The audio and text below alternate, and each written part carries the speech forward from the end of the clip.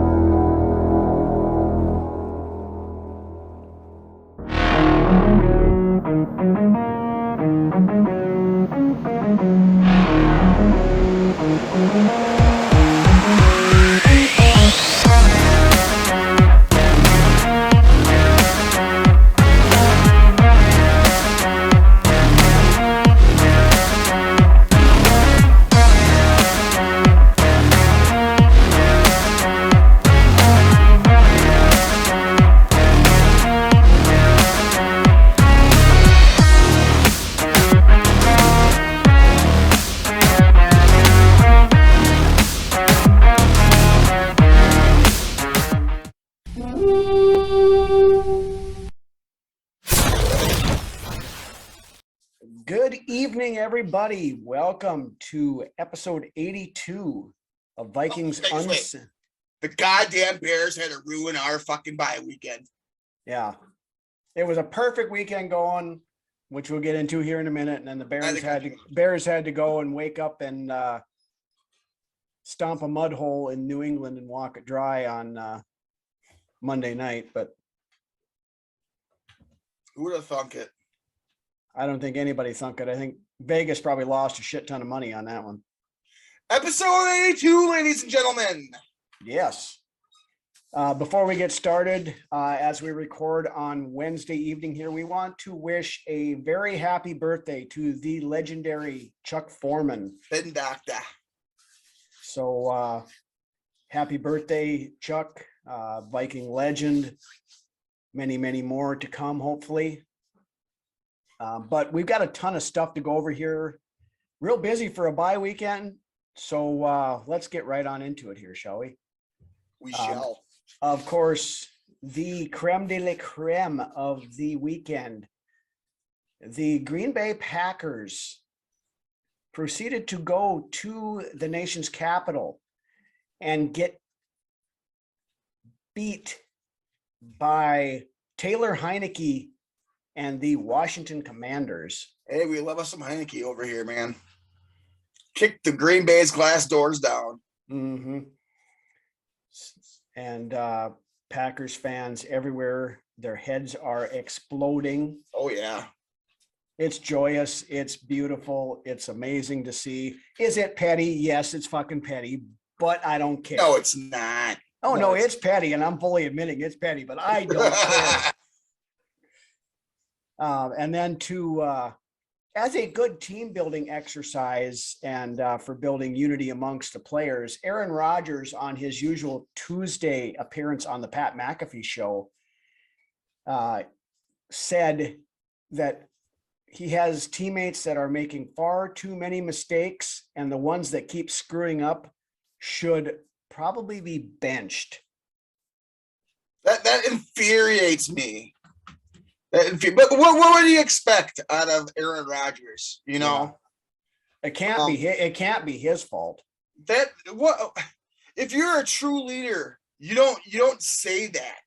No, you don't say that. It's like at work when you have an issue with somebody, you go to that person and you discuss that issue with that person, and you figure it out like two grown-ass people do. Yeah, I mean, I'm sure there's Packers players that know they're screwing up more than they should be. But this is something you take care of in-house, not going out and broadcasting it on a nationally syndicated podcast. It's embarrassing, dude. These players are they're rookies. Outside of Randall Cobb, a lot of these guys that Rodgers is throwing to are young guys. And I think it would go a long way if Rodgers would take time to throw the ball to these guys when it's the off season. Mm-hmm.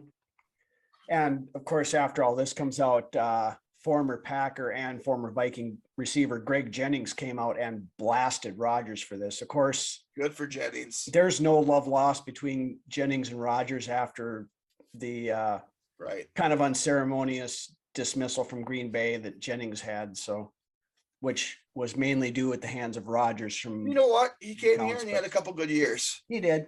And he was a good veteran leader when he was here. So. And he's a, by all accounts, really good person too. You know what? The thing is that Greg was one of the better receivers we had back in that time. Mm-hmm.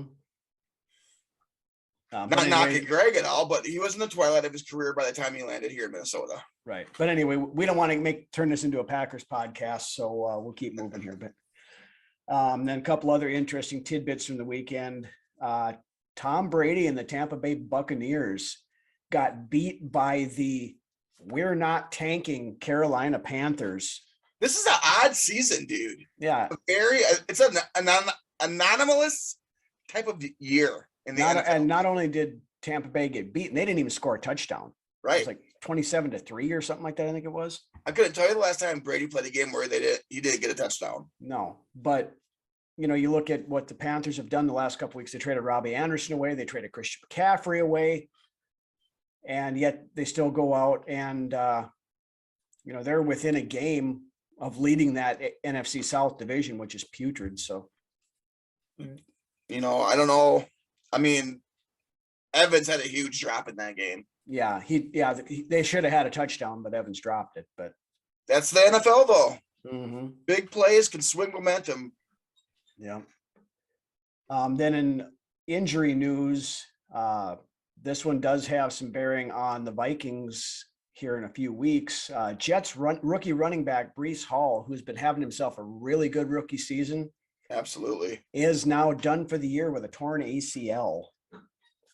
So to kind of fill the void, they swung a trade with the Jacksonville Jaguars for running back James Robinson, who has had some pretty, few good years under his belt here. He was expendable down there in Jacksonville when you got NTN, on the team as well. So yeah. I've always liked Robinson. I liked him when he was in college, but FCS running back. I saw him play a couple of times when he played against the Bison, and I always liked him then, other than the fact he was and he's had some decent games down in Jacksonville too. Yeah, so it's translated to the NFL. Right. So we'll see. Yep. But all they gave up was a conditional 6th round pick for him. So that's pretty good move. That's pretty good move on that one. Yeah. Yeah. Then of course over in Denver, we missed this one last week because it didn't come out until after we recorded. But Russell Wilson out several weeks with a partially torn hamstring, and nobody really noticed this week because Brett Rippon came in and played about the same as Russell Wilson had been anyway. So yeah, and not to keep stringing out these little news bits, but this could possibly go down as the next, Herschel Walker 2.0 trade type of deal. Mm-hmm. Yeah. Because right now things are sunny. So, it's sunny in Seattle right now. Yeah, because they're leading the division out there right now. Then not saying they're going to go on and be a dynasty, but no. Then the other big news over in Indianapolis came out this week that Matt Ryan is basically benched for the rest of the season, and they are turning to rookie or second year guy, right, sophomore year, Sam Ehlinger, as their starting quarterback. Now we did see Ehlinger in the preseason when we played Indy, but if you're Reich right now, your Heine's feeling pretty darn hot. Mm-hmm. But from what I heard on Wednesday here, the main deal with Matt Ryan is that Colts owner Jim Irsay has already decided that he doesn't want a year 2 of him. So the continuing revolving door of aging, overpriced quarterbacks will continue. But apparently Matt Ryan has a injury clause in his contract that if he cannot pass a physical on the 3rd day of the 2023 league year, he has another, I believe it's $7 or $8 million of injury money that would be fully guaranteed. So can't blame Irsay. At least he's, it was a stupid move, obviously. It's just at this point, you just got to do what you got to do and look towards the future.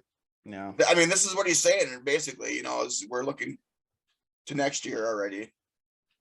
Well, yeah. They're saying that we're going out. We want to still try to win the AFC South and blah, blah, blah, blah, blah. Yeah, I mean, lip service. right. I mean, right now that they're still in the running for it. I mean, They are. I think they're a game back, or well, game and a half back at Tennessee or whatever it ends up being. But then Raiders made a trade with the Cowboys. We just mentioned that. Jonathan Hankins and a 2024 seventh to the Cowboys for a 6th round pick. Chiefs defensive end Frank Clark suspended 2 games for violating the league's personal conduct policy dating back to an arrest from last year.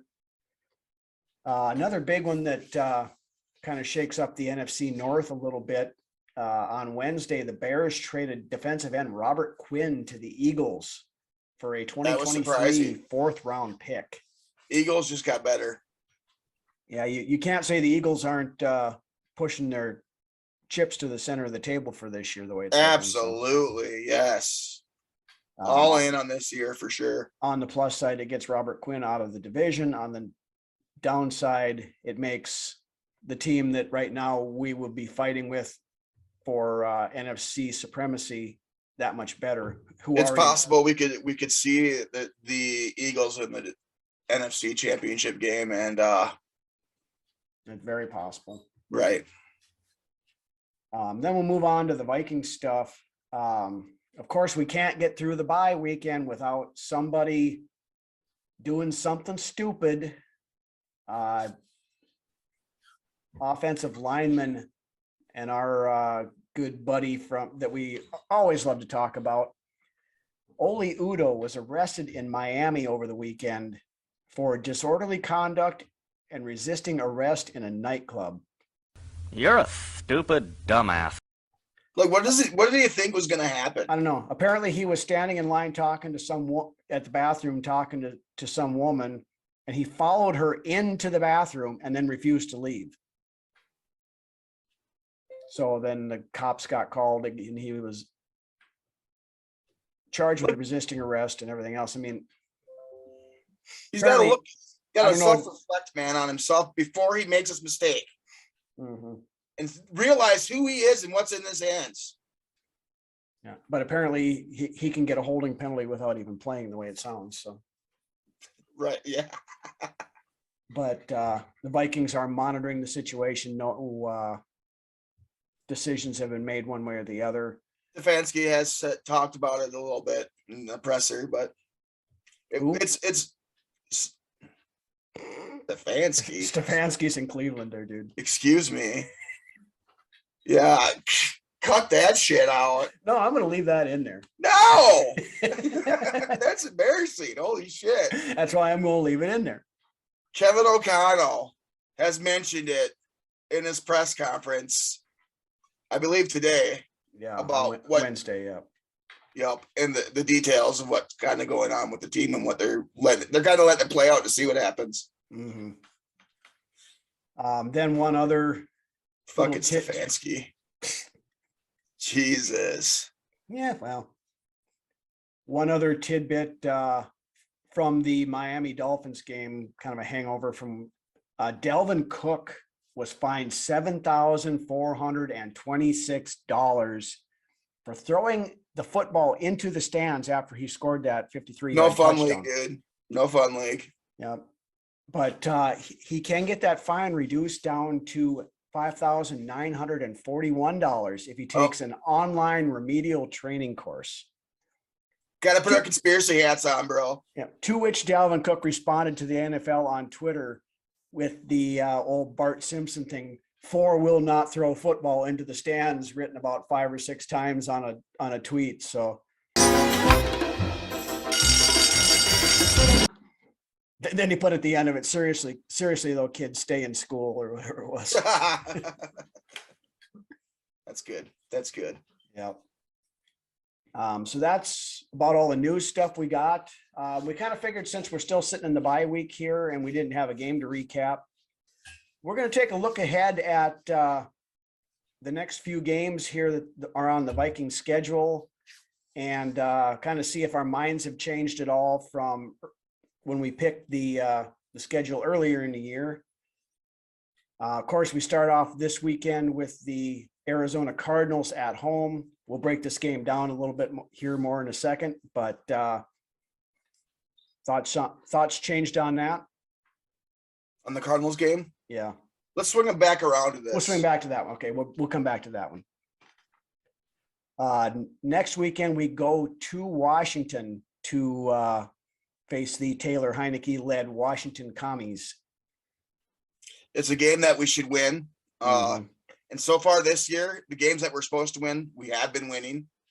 So I'm going to stick with that trend, and I'm going to believe that we're still going to win that game.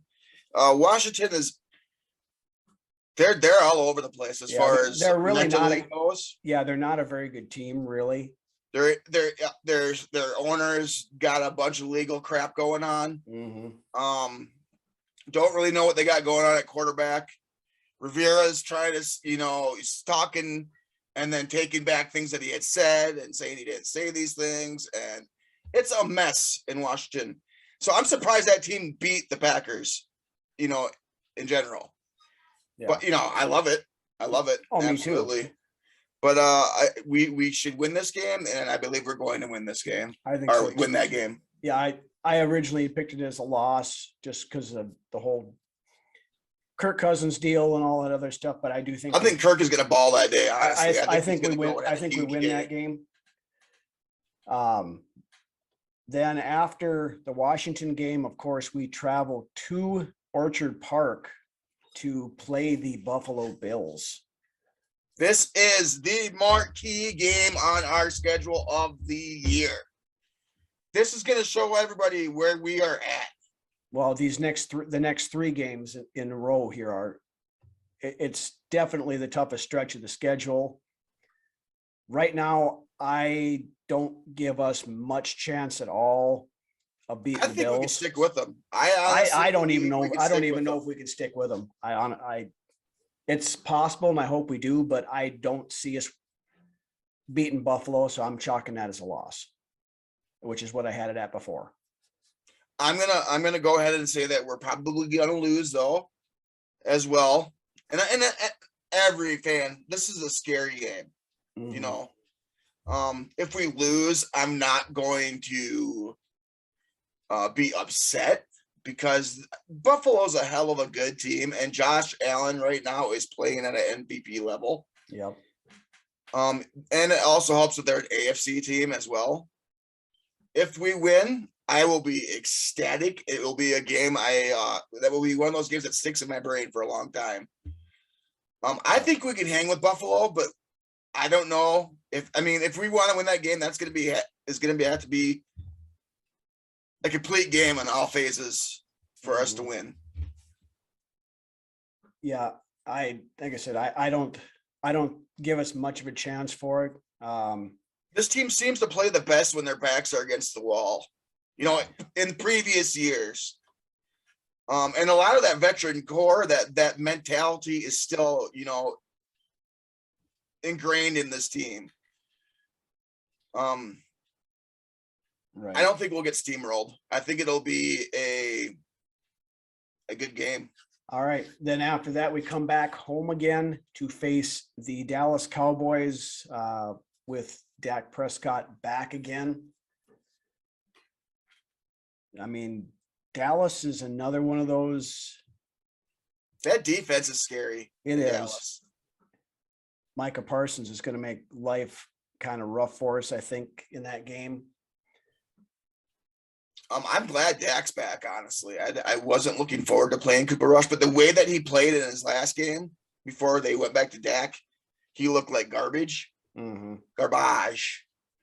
But we've beaten Dak before, so. Yeah, and Dak didn't look fantastic against Detroit. Now, granted, he's been off for 4 or 5 weeks, but. And we know who Dak is. We know what Dak brings to the table. He's been in the league long enough now to know what kind of quarterback he is. So that's going to go a long way as well. What scares me is their defense versus. It's going to come down to the trenches in that game. It really is. Yeah. I'm going to go with a win at home against Dallas. I think we can definitely beat Dallas. It's going to be a close game. Basically, my theory on these three games, the Bills, the Cowboys, and the Patriots, we have to win at least one of those three. Ideally two of the three. Right.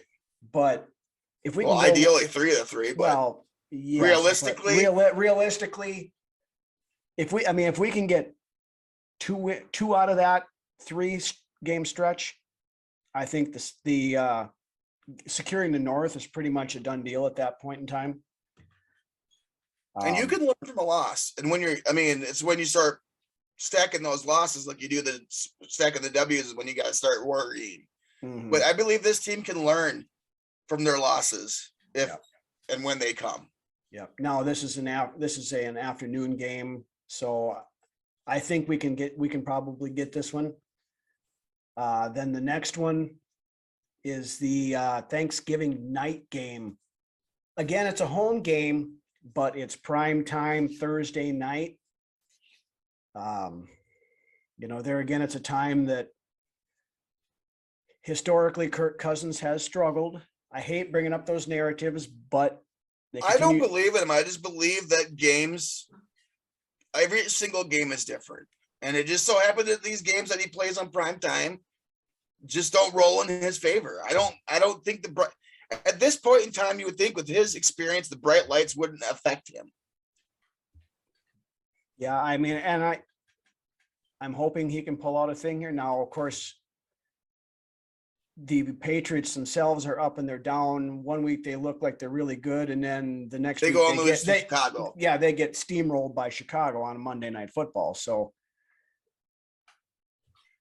like I said, of those three critical games there, Buffalo is definitely a loss in my mind. I mean, we can beat Buffalo. I mean, anything can happen any given Sunday. That's right. This is the NFL, bud. But the odds are stacked against us that we win in Buffalo. If we beat Buffalo, something special is brewing here in Minnesota. Mm-hmm. But I think both the Cowboys and the Patriots are winnable games. They're going to be tough games, but we definitely win one of those two, ideally both of them. Then beyond that, I think we'll leave the rest of the schedule for later on because we'll see where we're at after these next 4 games. Yeah, we'll go through this stretch and then we'll revisit the rest of the year. But as we sit this week, current division leaders are Philadelphia, the Vikings, the Seattle Sea Pigeons, the Tampa Bay Bucks. Good for Gino, by the way. He's looking sharp up there in Seattle. Mm-hmm. And then the wild cards would be the Giants, the Cowboys, and the Rams. So right now the Vikings would be the 2 seed. Now, one other thing that's working in our favor, at least to this point, is that 3 of the top 4 teams in the NFC right now are in the AFC East. NFC East, sorry. So no matter how good their records are, two of those teams would end up being wild cards, and the Vikings would have the division over the top, so they would still host them. Yep. Philly, I think, is legit. I mean, we've talked them up most of the season, especially since they had their way with us week 2. But unless somebody comes out and schemes the right way against Philly and the league kind of catches on, we're playing catch up until. Yeah, I mean, it's going to happen. Philly's not going to go 17-0. No. When it happens, it's hard to say. But when they lose, it's all going to be about how they respond and the scheme that was used to beat them. Mm-hmm. So, but with that, we rolled on a little bit longer than I expected on some of that. So we'll head now into the preview for this weekend's game versus the Arizona Cardinals. Now, of course, probably the more important date on the schedule than the Sunday game is, as you are watching this Friday night, the new Call of Duty will have been released on Friday. And of course, the big hubbub is Kyler Murray's affinity for that particular video game and how his NFL record has been affected by new releases and double XP weekends. Well, of course, and this is hat tip to our buddy Tyler Fornes, who I got the info from when he was on Purple Daily on Wednesday. When they release a new Call of Duty, the first weekend is always a double XP weekend, so it all doubles up there. But Incentive to get you to play. yes, so Kyler, the advanced copy is in the mail. Make sure you play the crap out of it from Friday till Sunday at like 11 o'clock. Binge it for like 36 hours. Yep. But they actually went and collected the stats on Kyler Murray pre and post release of every year's Call of Duty. Oh my goodness. So here's what we got. Pre the Call of Duty release date in his career, he's 15-7-1. Post Call of Duty release, he's 7-16. Then of course, also on the double XP versus single XP weekends, he plays worse on the double XP weekends than he does on the single XP. Regular XP weekends, he's 18-16-1. On the double XP weekends, he's 4-7. So being it's a new release, what's that? Coincidence? Let's hope not.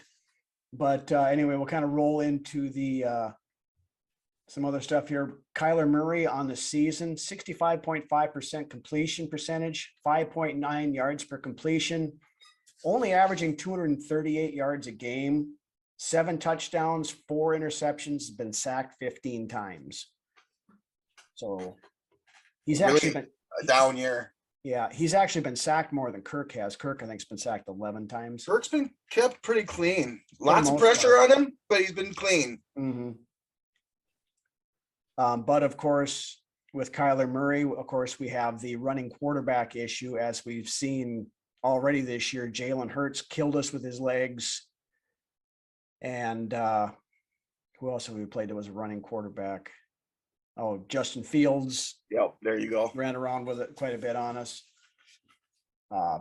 DeAndre Hopkins is back. We saw him make his season debut in the Thursday night game last week. Had 10 catches for 103 yards. So we know he's going to get the ball thrown at him a ton. So we're going to a little stat there for you.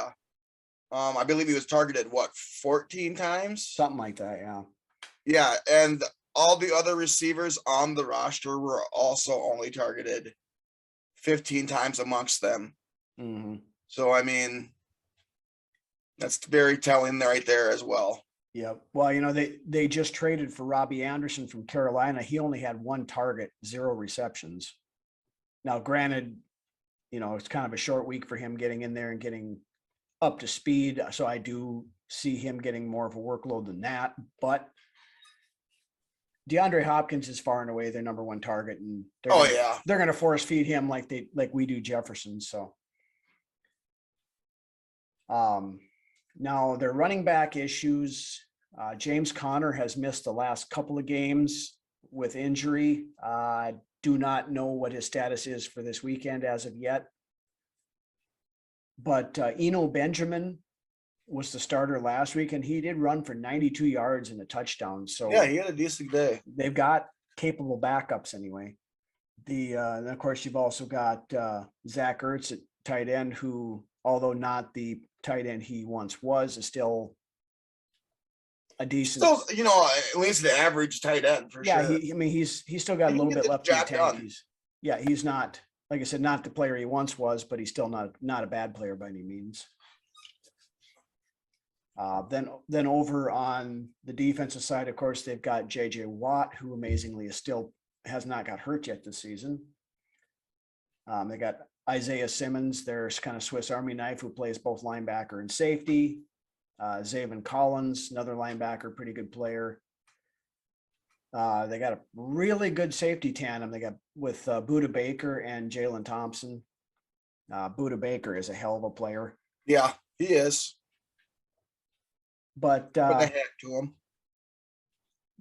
they do give up points. So I think we would be able to. I think we can make a little hay against these guys. The secondary isn't that great, you know. other than the safeties, like we just Right. mentioned. The top end is okay. Yeah, the back end is But we'll do our tail of the tape here now, and then we'll kind of break down a little bit more. On the offensive side of things, yards per game, Arizona is 16th in the league. We are 18th. Passing yards per game, we're 10th. They're 19th. Rushing yards per game, Arizona 13th. Vikings are 25th. Points per game, we are 14th, and Arizona is 16th. Over on the defense, yards per game, Arizona is 22nd in the league. We are 27th. Passing yards per game, Arizona 25th, Minnesota 28th.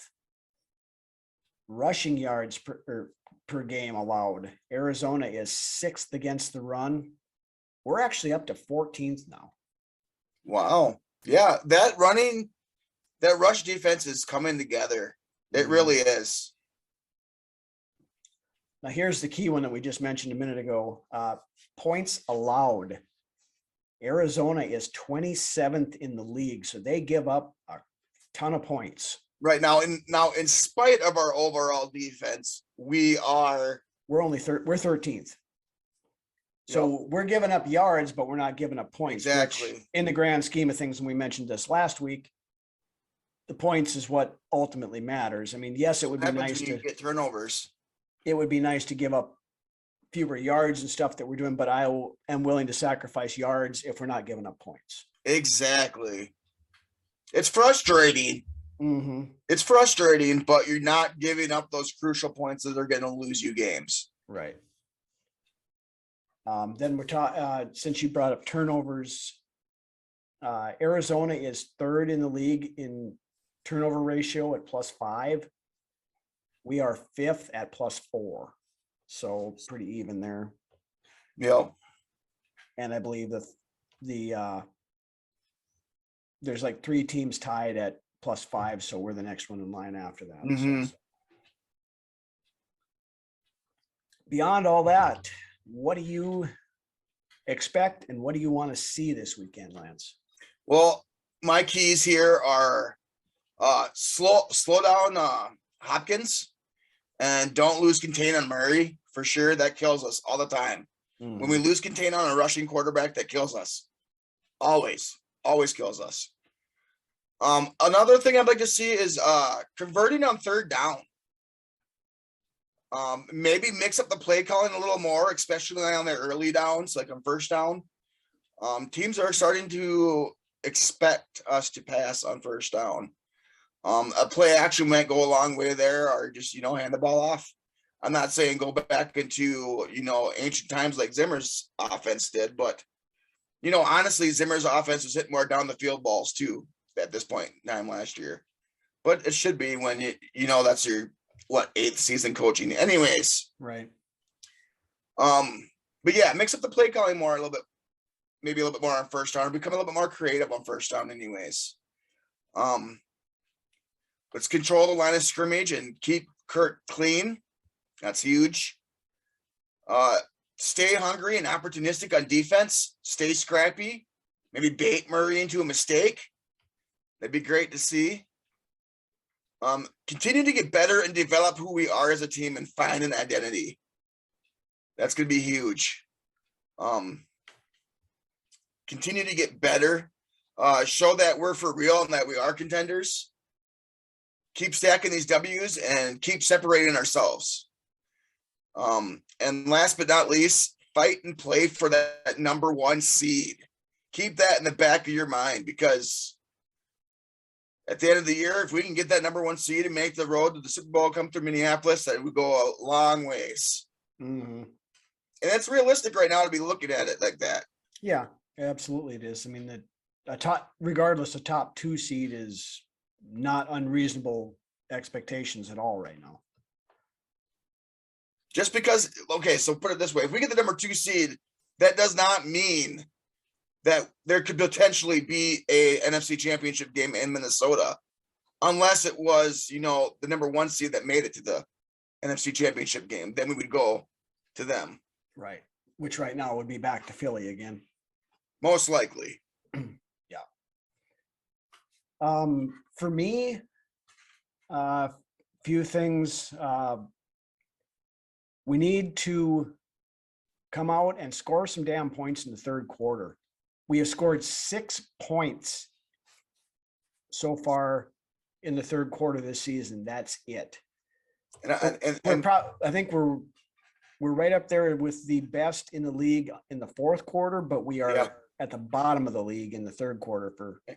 And to kind of follow up on that you got there, I think a lot of us fans have been waiting to see this team put up 30 plus points. Mm-hmm. And I think this week might be it. Yeah, I mean, I've been calling for that every week, and I'm going to keep doing it until we do. I'm going to speak it into existence, like I told Drew this afternoon. But beyond the third quarter stuff, they're going to be a little tougher to run on. They got a really good run defense, but keep beating that drum. Like we said, though, that they're among the worst in the league in giving up points. So I think this is a very possible week for us to hit that 30-point threshold and get beyond that. Get Jefferson involved, move him around, do the, run him on some sweeps, run him out of the backfield, do all that stuff that we've done at various points in time during the season. Get him rolling early. That's going to open up Thielen. That's going to open up Osborne, Irv Smith, any number of different things. Be careful with the safeties. Budda Baker will make your life miserable back there. He's got some good ball hawk to him. He will pick the ball off. He's deceptively quick as well. He is. And he will bait you into making a throw that you shouldn't make, and then he'll pick it and house it. Beyond that, again, offensive line, keep doing what they've been doing, for the most part. Overall growth, man, for sure. Yep. Just continue to get better. Mm-hmm. The best of our team is still in front of us, in my opinion. We're learning, like we've hit on the last few weeks, and it's been almost like a mantra. We're learning as we're going, but we're winning as well. Yep. Continue to do that, and like I said, find yourself, get your identity, and then be that identity that you make for yourself. Yep. This team, like we said, has the capability and should be, and when it's running on all cylinders, putting up 30 plus points a game on a regular basis. Mm-hmm. Then the one other thing I wanted to mention is we got to get better on third down. And you brought that up too. At one point in time in that Miami game, we had 8 3-and-outs and only 7 first downs. That's unacceptable. It is. And a lot of that comes down to play calling. And I hate to call out KOC, but everybody has their flaws. And right now, he's lacking a little bit in his play calling as far as getting this team in second and manageable situations. Mm-hmm. And then third and shorts. That's where you want to be in. Right. Because the sad thing I saw today, last year we led the league in 3-and-outs. Right now we're actually on pace to beat that. Yeah. So that's one of those stats that you look at that is definitely a game-changing stat. And I think if anything is going to come back and kill us this year, that's one of the big ones right there that we have to get resolved. Prior to last week's game, though, we had a decent game when it came to third down conversions. So, I mean, hopefully that it isn't consistent though. That's the problem. Exactly. It's, mm-hmm. But more of this. Yeah. We need more of this. Right. So I guess with that, prediction time. What do you got this week? Like I mentioned earlier, about 5 minutes ago, I believe we put up 30+ points this game. And I think we put together finally a complete game. And it's going to be beautiful. Okay. I think we tie a bow on it, honestly, 34-10. I'm not that confident. I think we're going to have a few issues with Murray running around. That scares me.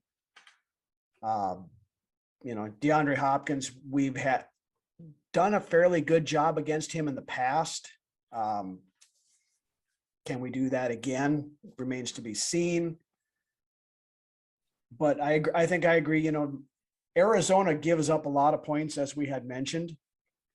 So I said I'm going to speak this into existence. The Vikings will go over 30. Maybe not by much. Manifest it, Rhino. Manifest it. So it shall be done. So it shall be done. So so it has been said, so it shall be. Rhino, I know you got a small dog. Now, you know what really bothers me about small dogs is when they get loose and then you're trying to chase them and catch them. Mm-hmm. That's exactly what's going on what here. Kyler Murray is, yeah. I remember being a kid, and we used to have a little Yorkshire Terrier. And when he would get loose and wouldn't come into the house, my mom and dad would go get the dog, go catch him. And trying to catch that little thing, it's like catching a greased pig, man. Mm-hmm. And that's exactly what it's like playing against Kyler Murray, I would imagine. Yep. So that's got to be the key thing. With that, though, I do think Arizona will put up a few points. I'm going to say 31-20 Vikings. 34-10. Okay. I know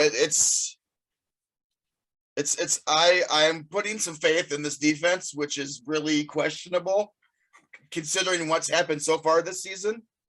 But I'm thinking coming out of the bye with time to self-reflect and look at tape, we are going to put together a complete game this weekend.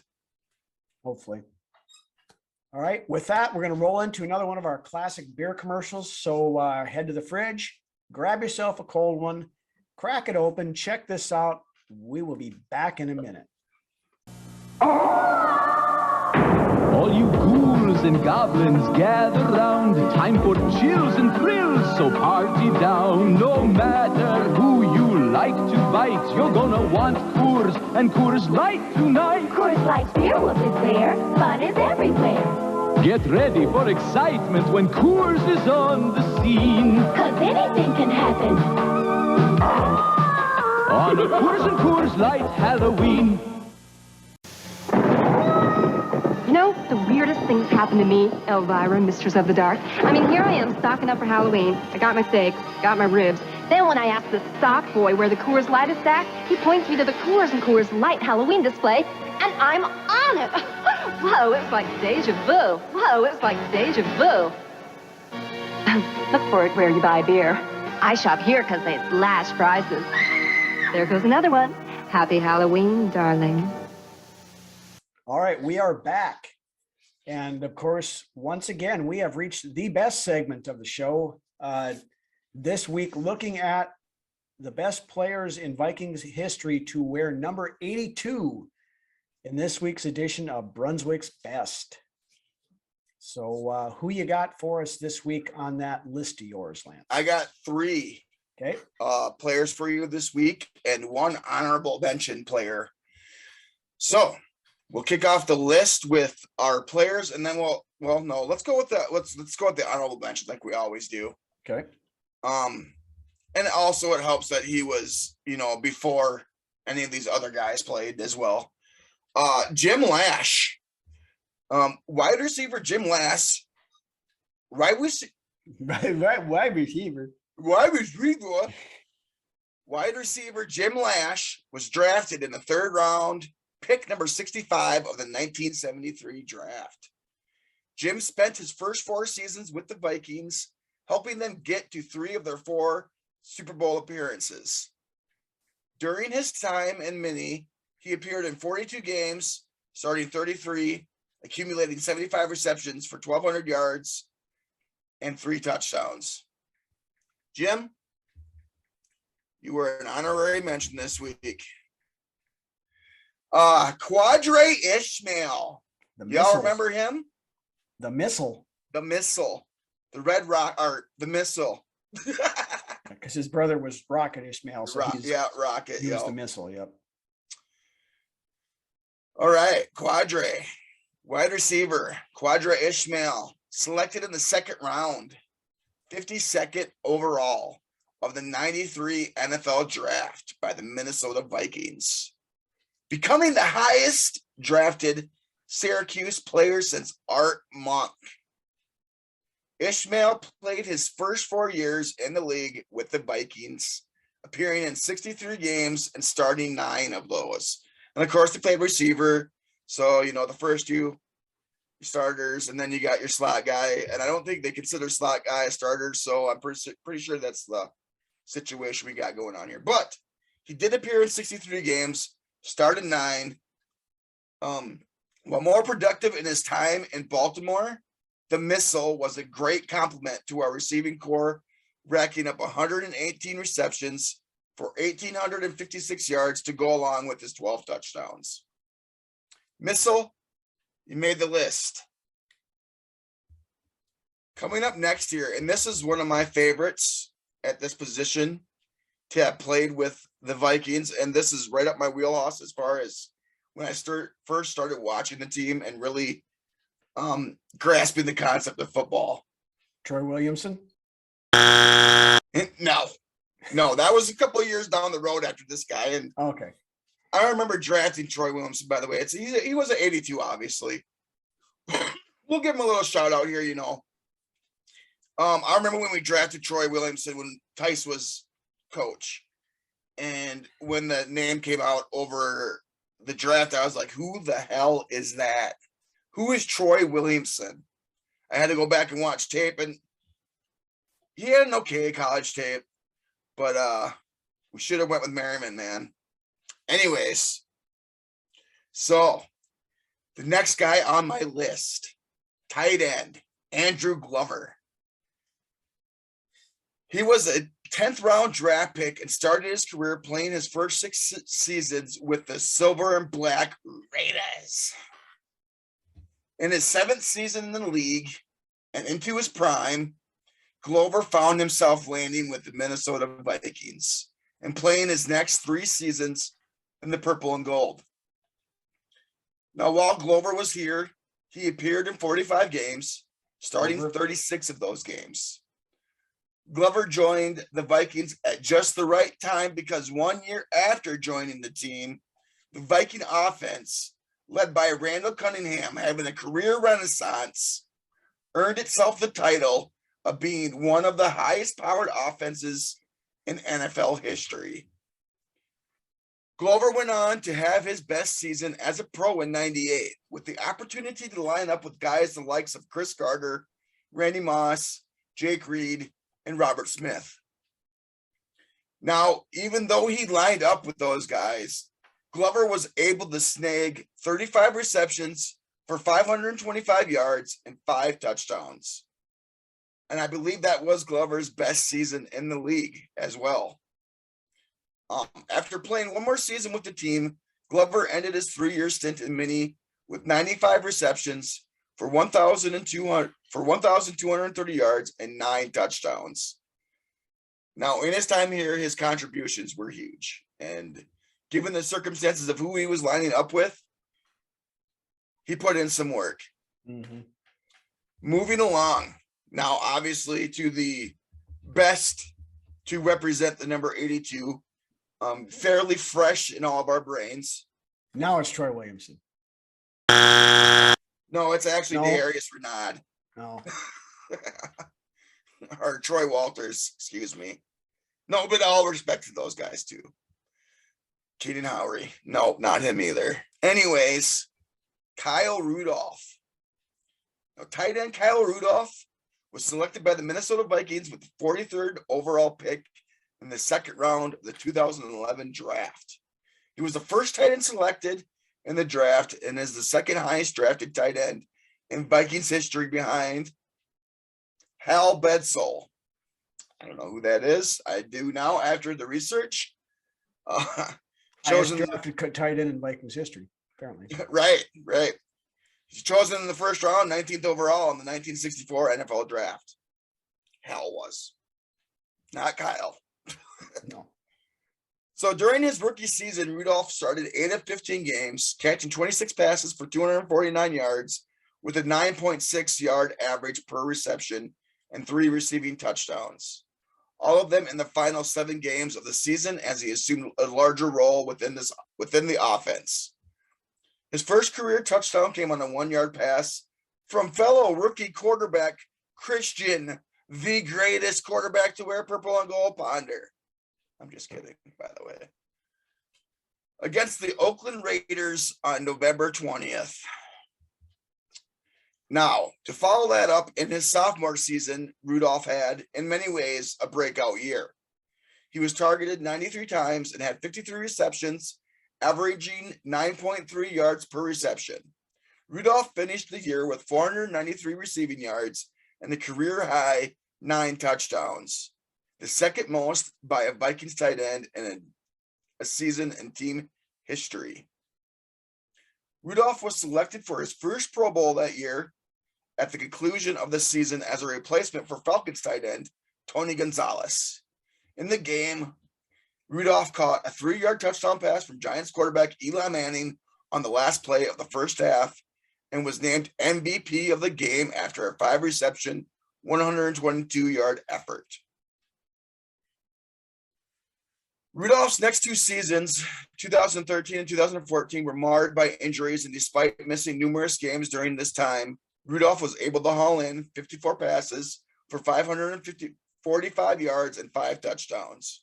It's pretty impressive given that he did miss quite a bit of time during those 2 years.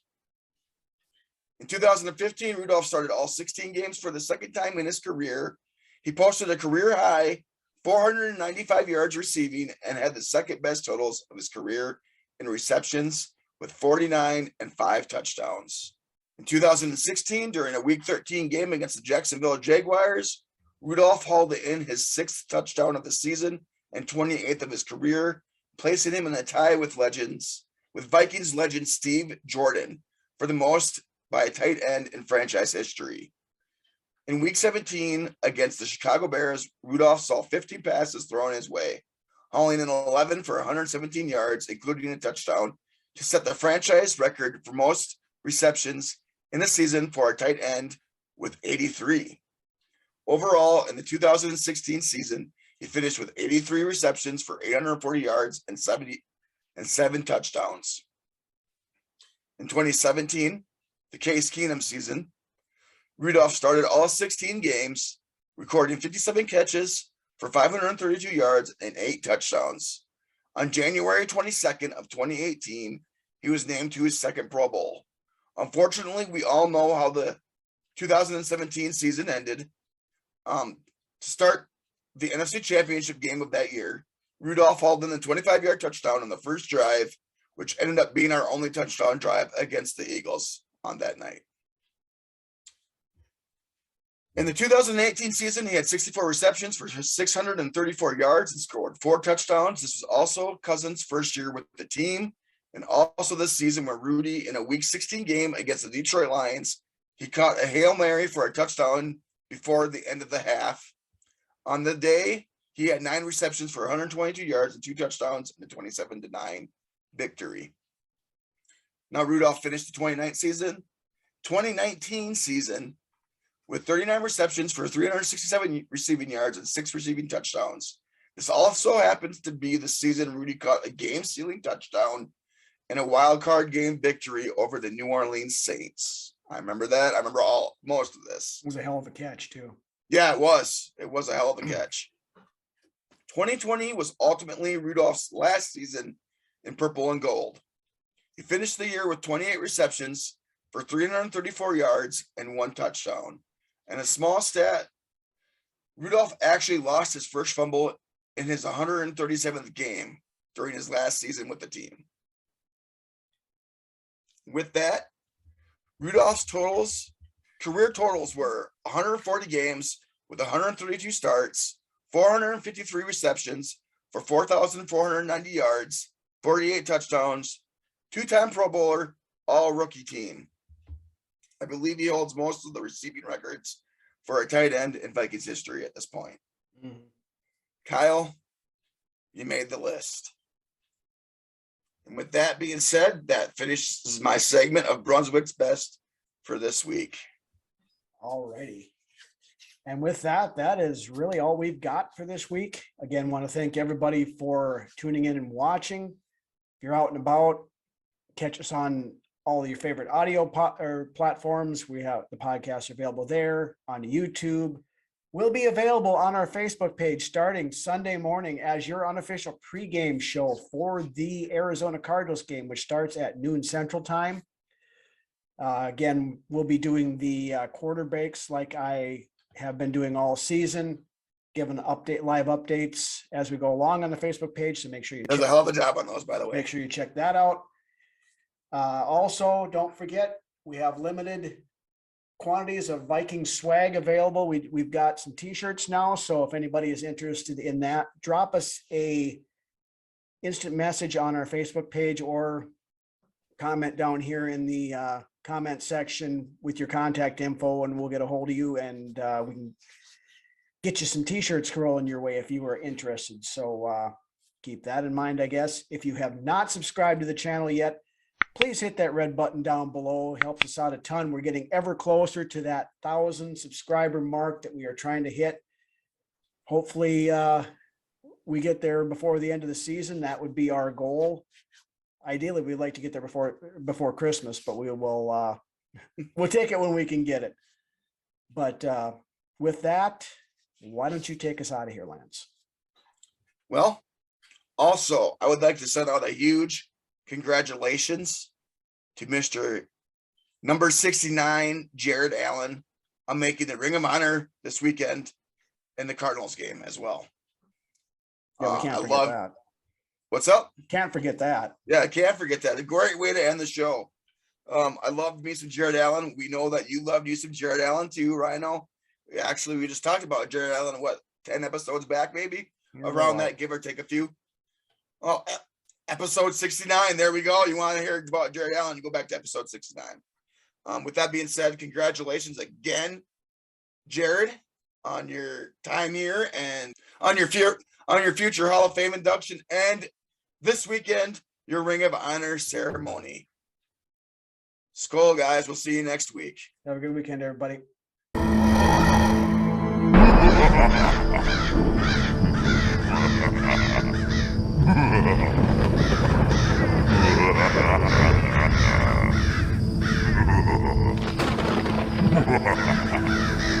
ha ha ha!